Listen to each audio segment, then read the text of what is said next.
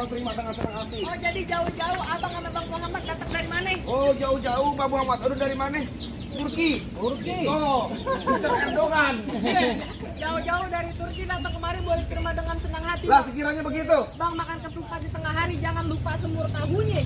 Bang Muhammad datang kemari saya pengen tahu maksud serta tujuan. Waduh, jadi abang pengen tahu maksud serta tujuannya Bang Muhammad datang kemari. Mau ngapain lu cuci piring di mari? Waduh. Nggak dikasih tahu. Bang, kata Bang Muhammad bilang ada siang, ada malam, udah ada bulan, udah pasti tentunya ada matahari. Artinya? Kalau bukan lantaran tuh neng perempuan yang cantik di dalam, gak bakal ada Bang Muhammad yang udah ganteng saya bawa kemari. Ntar dulu. Oh, gitu. Lantaran siapa?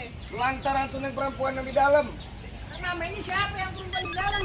Waduh, namanya siapa ya? Gue gak bisa masih ingat lagi kan? Hah? Namanya Neng Mardi apa di mana tempatnya? Kagak salah abang beli mari tapi sayang rusak dan kuncinya. Kagak salah Bang Muhammad datang kemari tapi sayang tuh pengantin udah dia punya balik lu. Waduh.